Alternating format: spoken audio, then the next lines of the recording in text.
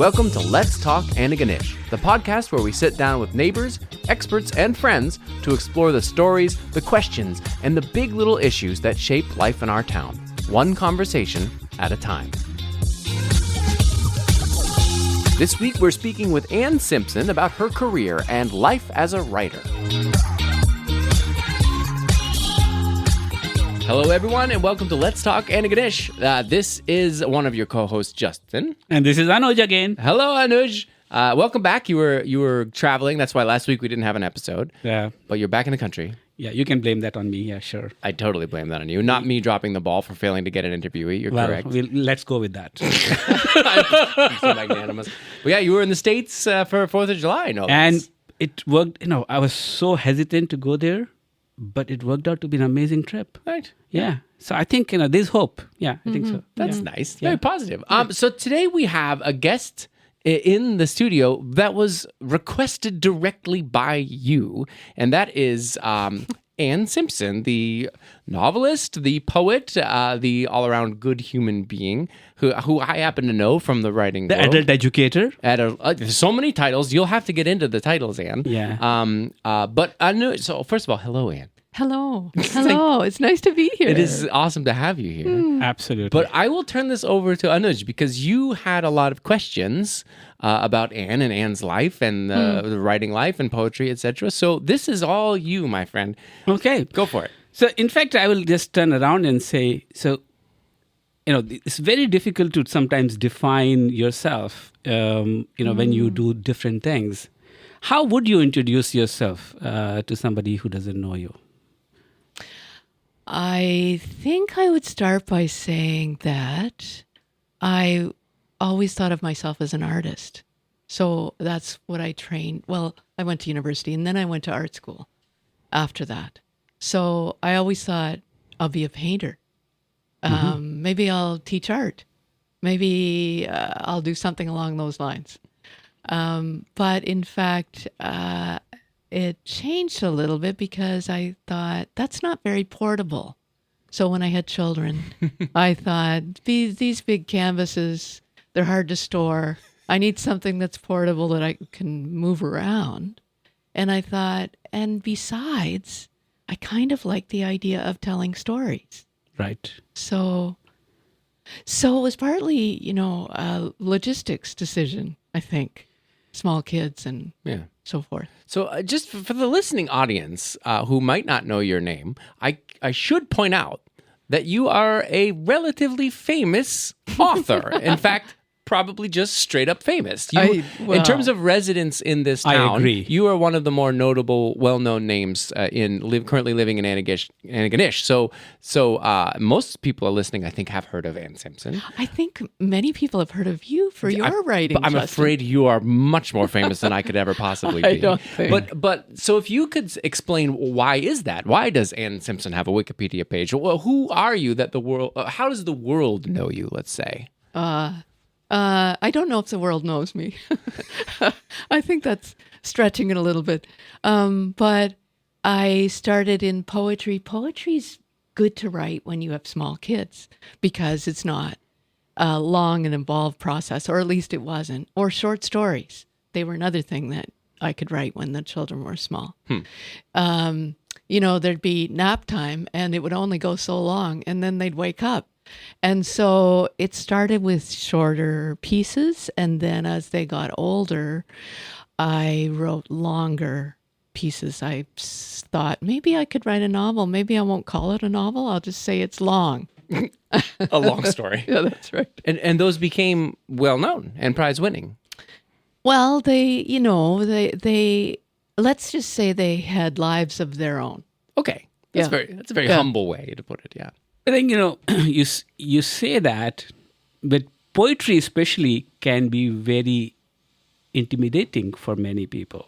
Not many people understand or, I have heard amazing poetry, but I also have read poetry that I'm not able to connect easily or find that, so am I missing something? Or so writing poetry is not that easy, let alone reading it.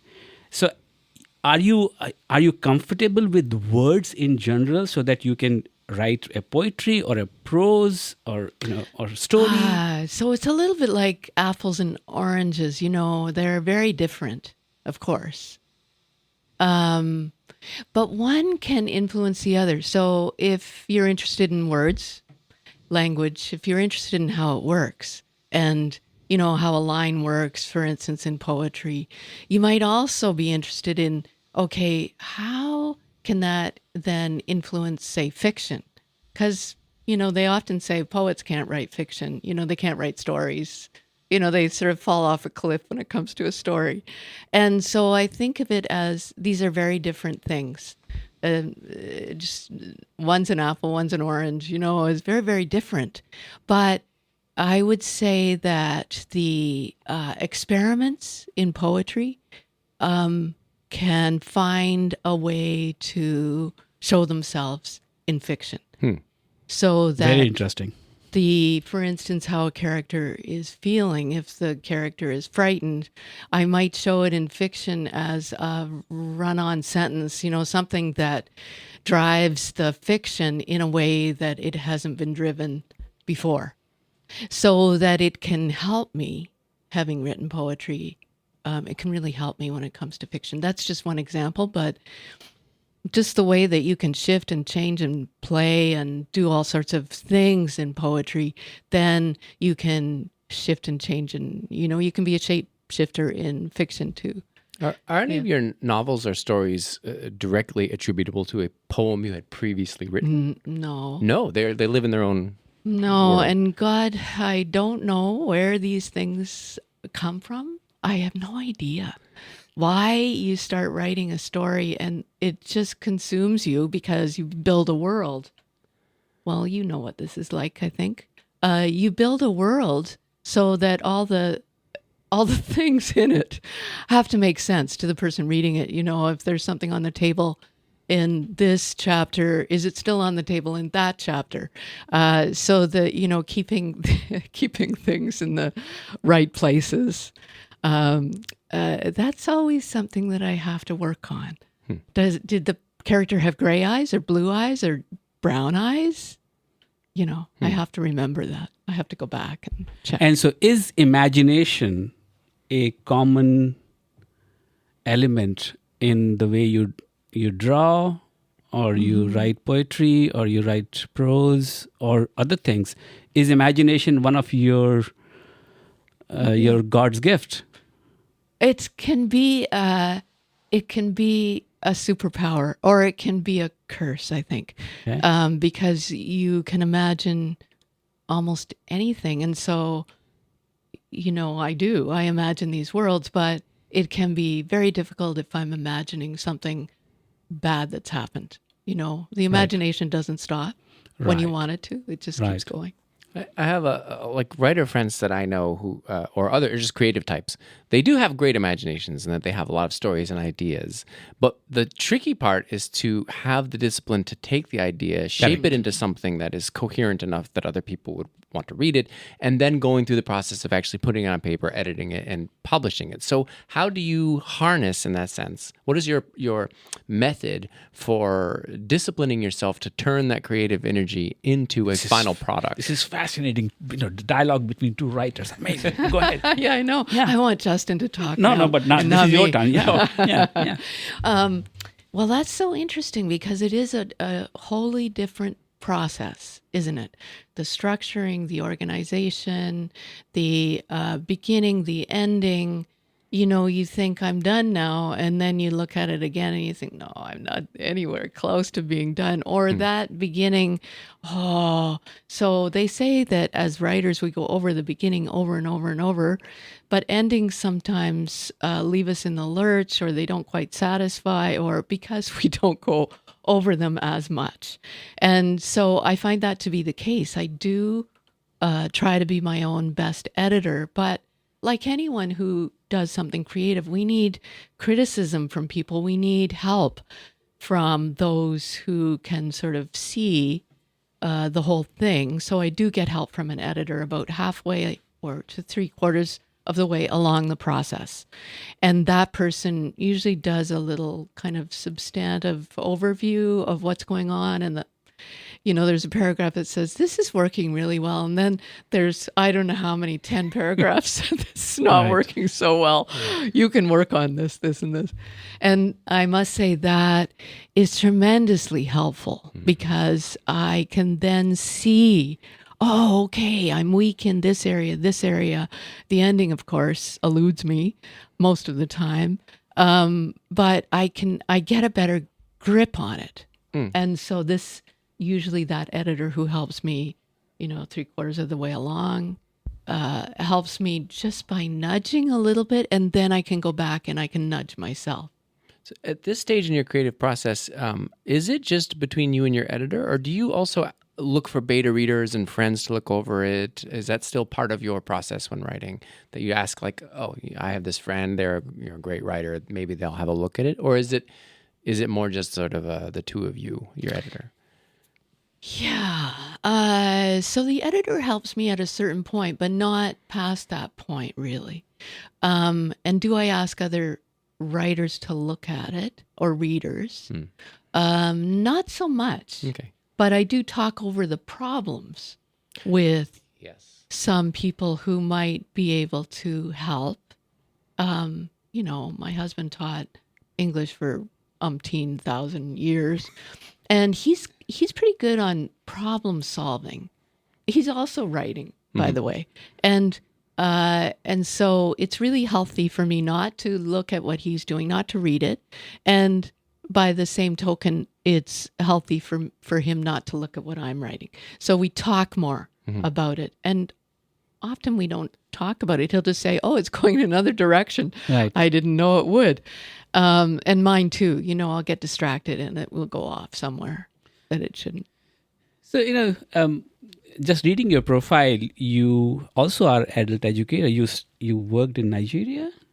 I worked in Nigeria for 2 years, and then much later, I wrote Speechless, and it had quite a bit to do with that experience of having been a volunteer in Nigeria. So how did you end up in Antigonish, and does Antigonish figure in your writing, in your poetry, in your picture, what you draw? How intimate is Antigonish in your thinking, in your imagination? So I didn't know that I would be here. Right. And for a while, I think I fought against it because, of course, it was Paul's job that brought us here. So he had a job at the university, and I thought, what on earth will I do? Will I teach? Because I could teach. I was trained as a teacher, and luckily enough, I didn't get a job teaching right away. I got work teaching part-time at St. FX. Right. So I taught part-time classes in English, in fine arts, early on. And then I was reading a piece about a woman who was writing in New Hampshire, and it sounded like a small town in New Hampshire. And she said, and I turned off the TV. And at that time, TV, was more important than streaming something on Netflix. And I thought, interesting. She turned off the distraction in her life and she focused, and then she could write short stories. And I thought, I have to do this. Not necessarily turning off the TV, but turning off the distractions and focusing. And what could I produce then if I focused? So that became my work, was to focus. And then it was more poetry, I'd say, and short stories. And I would send these out, and, somebody told me, if you get it back, if it's rejected, then send it out again. Because, of course, we did things with mail, snail mail. We'd send things out. We put stamps on the little packages we were sending out, and off they'd go. And this woman had said to me, send it out again the same day. And so I took that to heart, and I thought, yes, okay, keep turning it over. I don't do that now, but it was good for me at the time because nobody was there to say, oh, you should send things out. Right. So how did you get from that idea of like, I will concentrate, I will remove the distractions, I will start writing, I will produce. And so you created a bunch of poems and maybe novels. And how did that then translate into a career in it? Because that could just be a hobby in a sense. So it could just be a hobby. Yeah. I had support along the way. So we all do to get to where we are.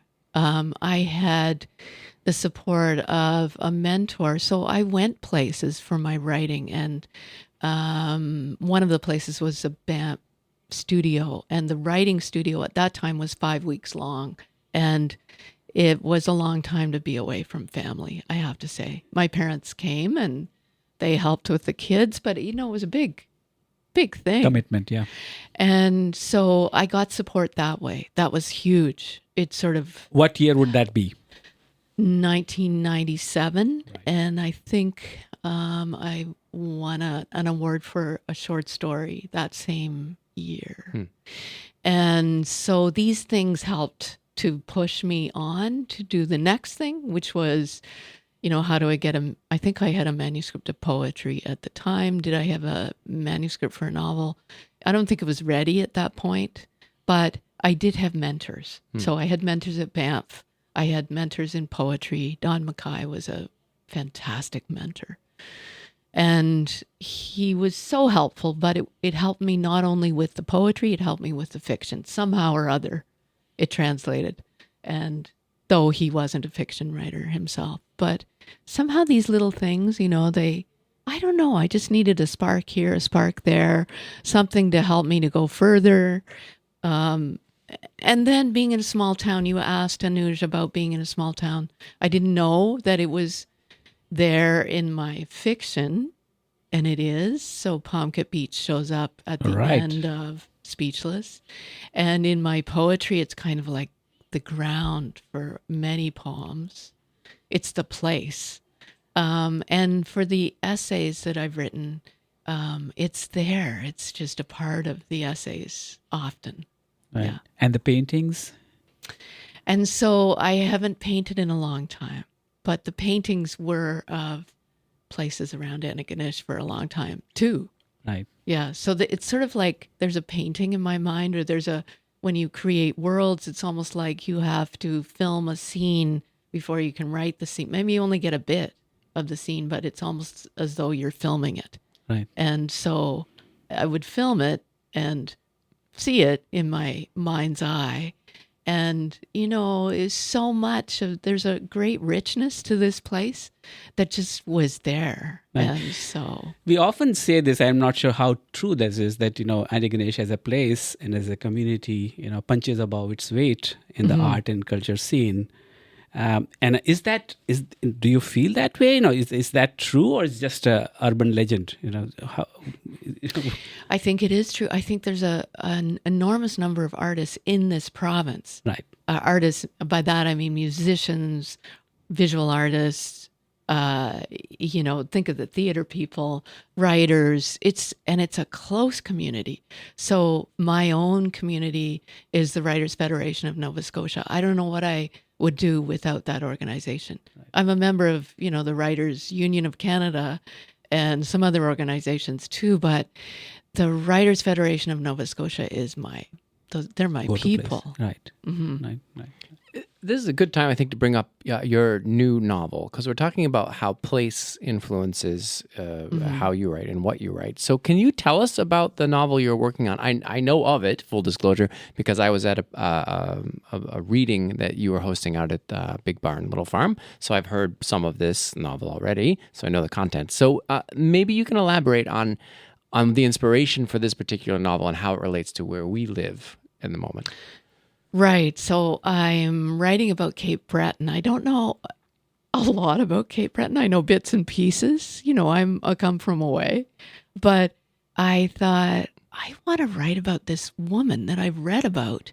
And so this woman I'm writing about was a real person who lived in, she was born in 1764, I think. Could be wrong on that, in France.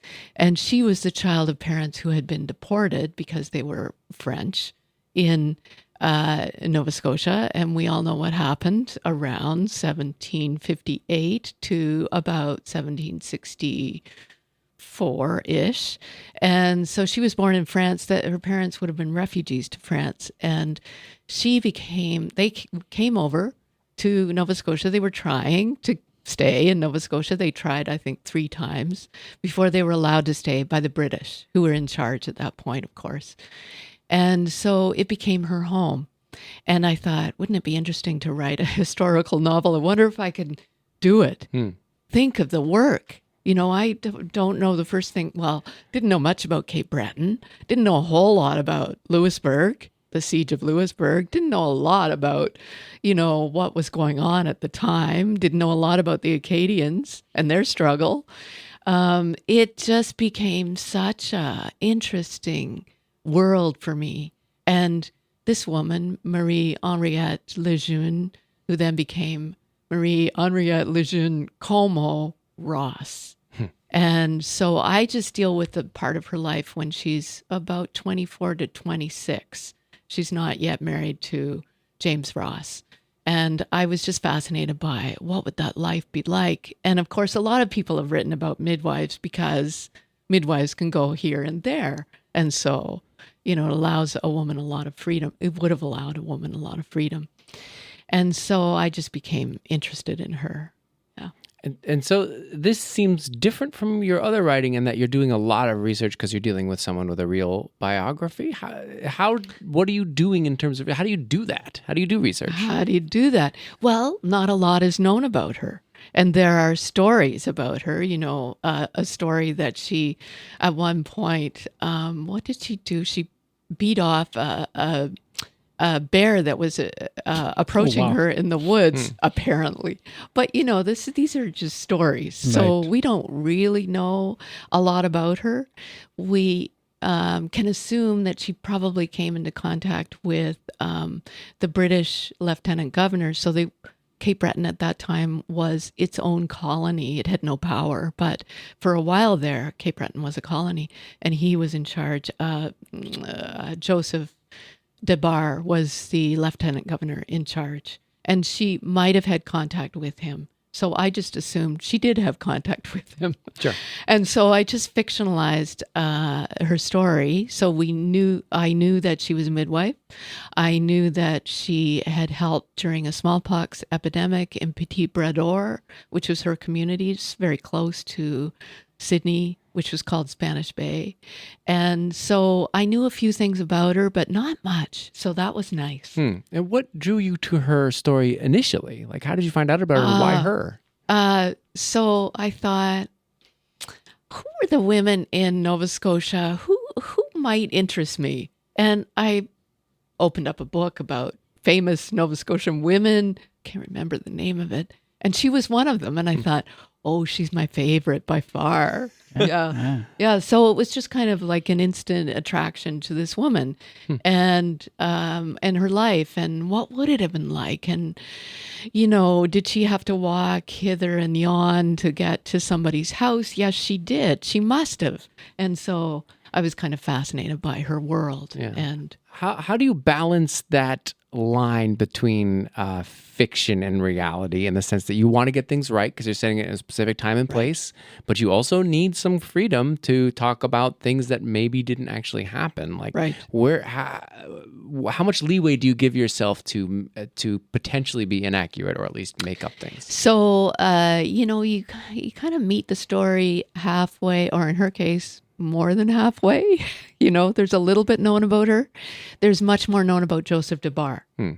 And he comes up often. And so I thought she helped with this smallpox outbreak in her community. How did she get the expertise? So I thought her mother and her aunt probably helped her know what it was to be a midwife. But how did she gain that expertise? So I fictionalized a smallpox outbreak in France near La Rochelle, where she would have lived. She would have been born near there.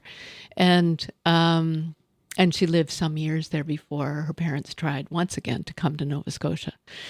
And so when she dealt with the smallpox outbreak, she was known to have quarantined the sick.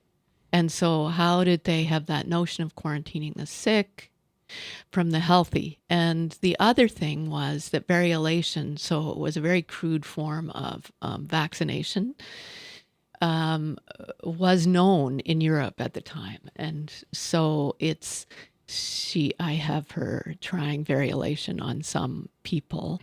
And so it's known to work a little. It's not really great, but better than nothing. And so I had to research that too. So I think you kind of meet the past halfway. You can never really know the past, but the characters can live. You know, the situations can be very vibrant and alive to you. And the more I wrote my way into it, the more I saw it's just like the present. It's different circumstances, but how similar. For instance, with the smallpox outbreak, smallpox is an awful disease and far worse than anything we've ever dealt with. So I learned about that. I learned about how awful it was. And the last person known to have it in our world was a woman I think in England who contracted it because they were doing research in a lab. Oh. Yeah. And so anyway, I read the account of that. And so I was just thinking how brave she was for going in and taking care of people with smallpox. But there was one other thing, and I thought about COVID and how I heard this account of nurses in Kentucky and how they were blamed for, what they were doing in hospitals. And I thought maybe she was blamed by some people for the work she was doing with people with smallpox. So that's part of the story now. Yeah. And you have many sides, and you also, I believe, we believe you helped set up the writing center at Centerfax. Right. You are engaged in many community initiatives. You show up on many events and issues that our community faces or celebrations.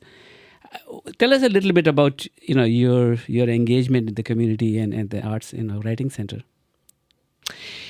The writing, there was nothing at St. FX, so that was kind of easy to convince people that they needed something, for the students. And now it's, I think, called the Academic Success Center. Okay. Something important. Okay.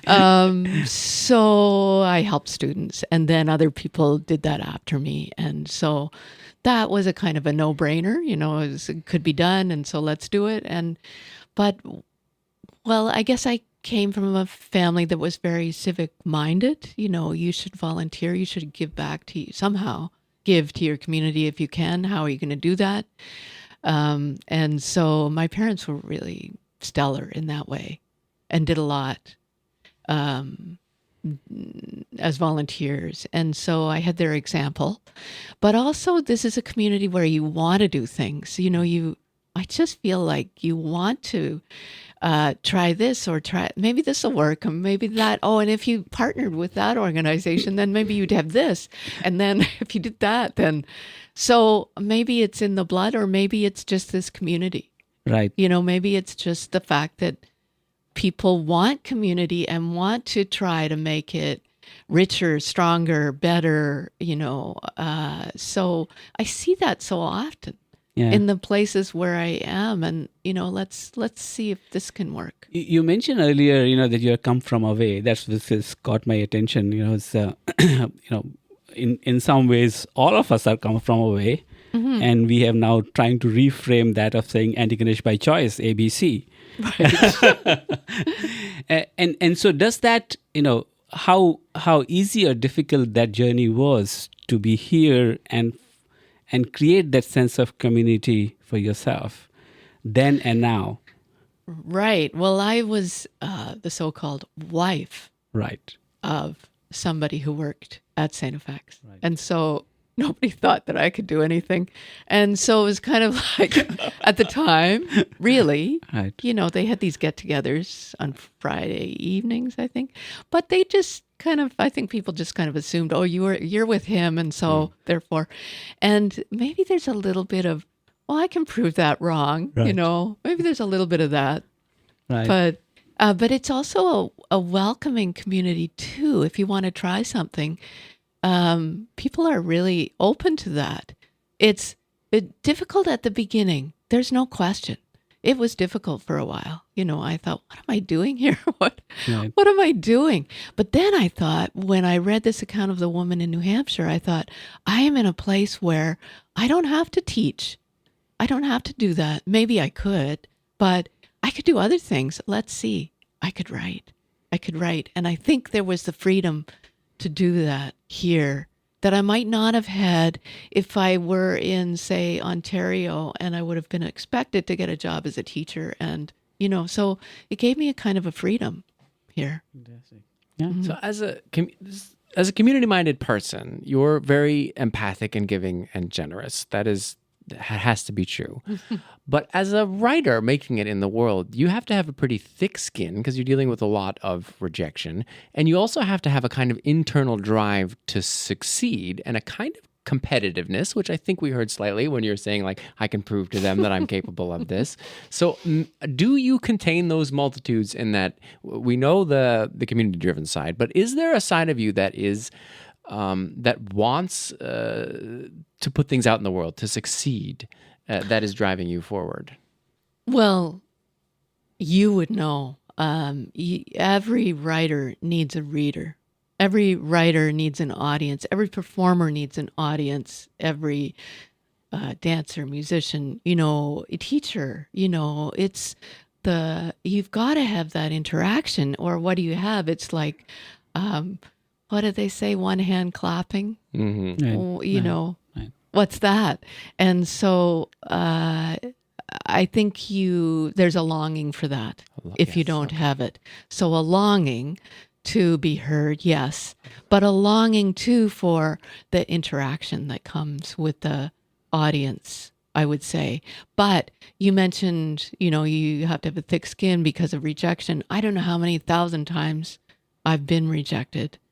And again, there's that thing of, well, I think this could be out in the world and nobody else has done it. And therefore, let me think of a different way to approach this problem. So it was very much a kind of, I had this problem. I want to get it out in the world. I've been rejected. Okay, let's try this way. So yes, the discipline of trying to get it out there. But, I remember doing things like I'd be over there at Good Life doing deadlifts with my friend Dale, and I'd be thinking, this is not as hard as writing and the rejection that comes with it. True. But it's very hard. And so this helped me. This work of trying to lift weights actually helped. Yeah. So I can't say how, but Makes sense. If you were to talk to budding or people who think are thinking of writing in whatever form, Antigonish, average Antigonish, and many of them are newcomers who also come as spouses, and often are still looking for identities. Yes. What would you say to them? So I would say that everyone has a unique voice, and that voice should be heard. I don't know whether it's going to be heard in print, whether it's going to be heard on, maybe you're doing improv with Justin and Laura, maybe you're doing something where, something visual where, your voice, maybe you're a teacher, but the voice needs to be heard. So each person can only do that, himself, herself, themselves. And the world doesn't know this voice until it's put out there.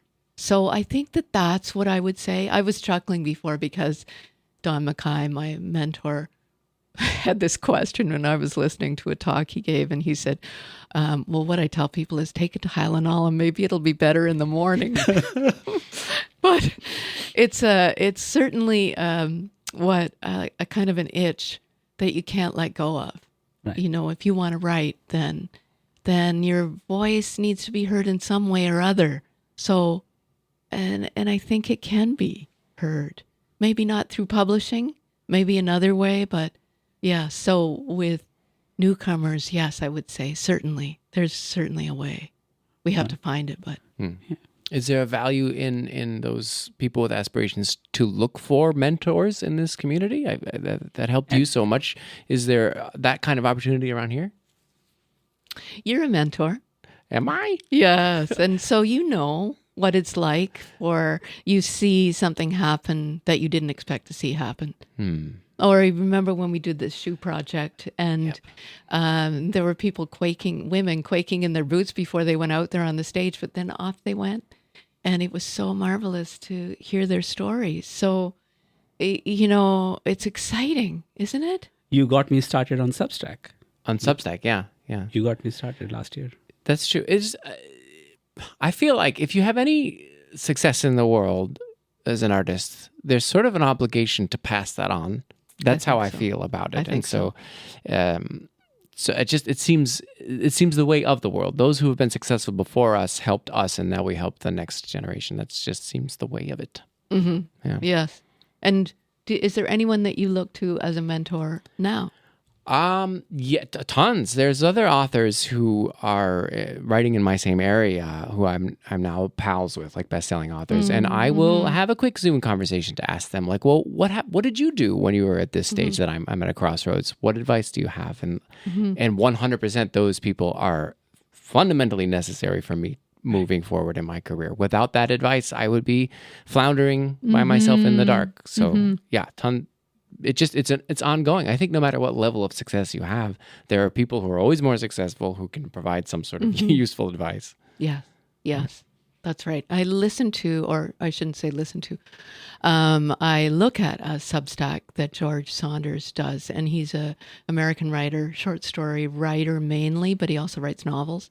And he is one of the most compassionate people I can think of.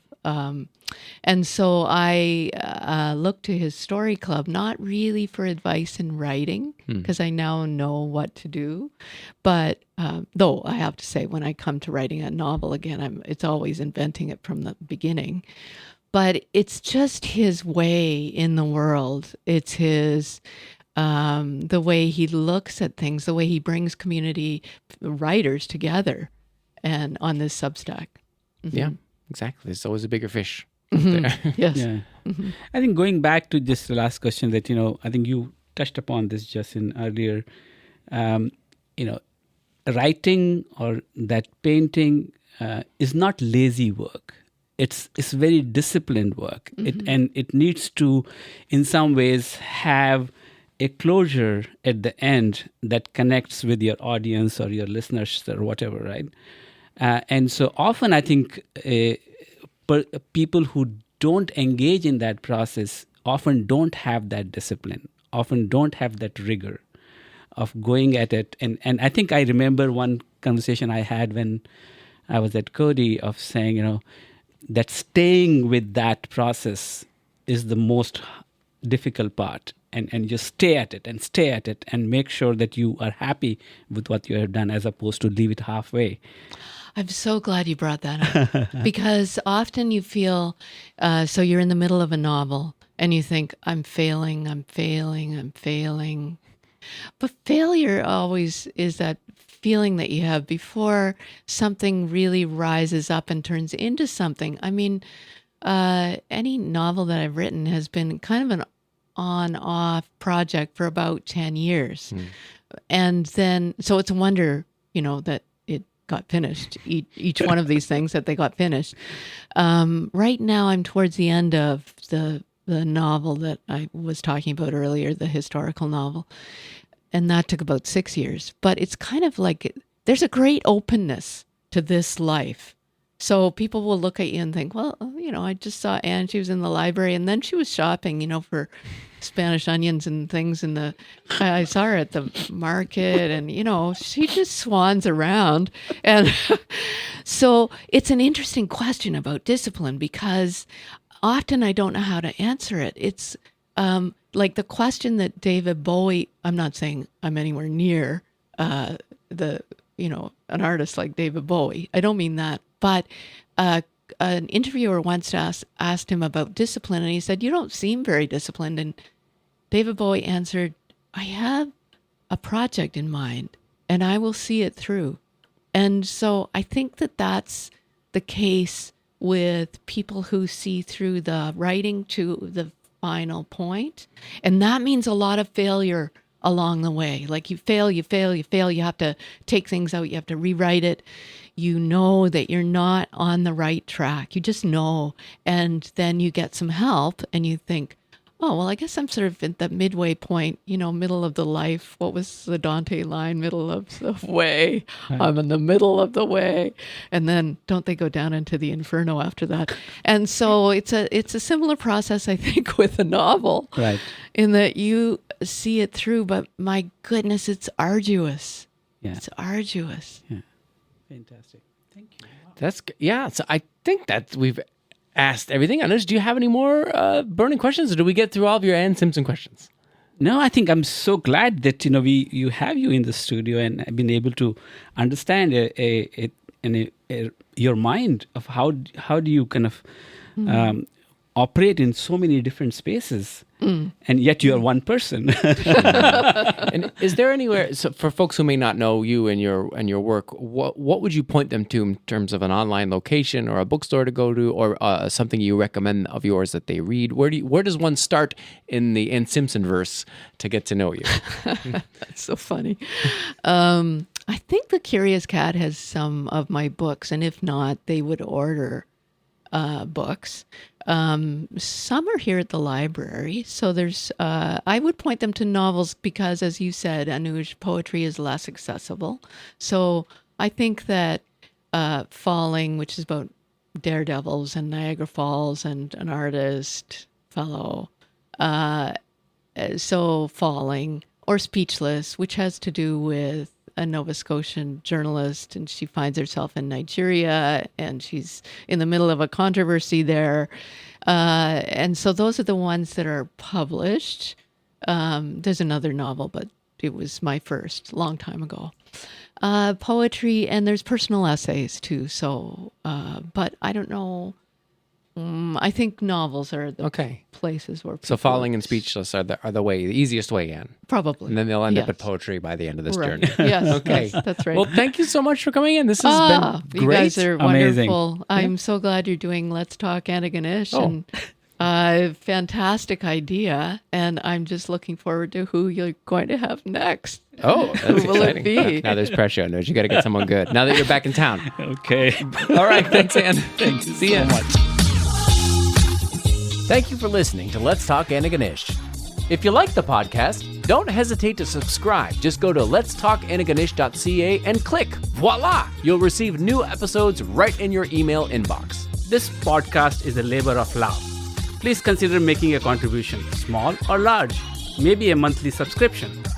A thank you to all of our supporters and subscribers, especially our paid subscribers through the Substack. You are really helping us to keep this podcast going, and we look forward to expanding it in the future. Let's talk, Antigonish. A huge thank you to Whidden Park Campground, one of the sponsors of Let's Talk Antigonish.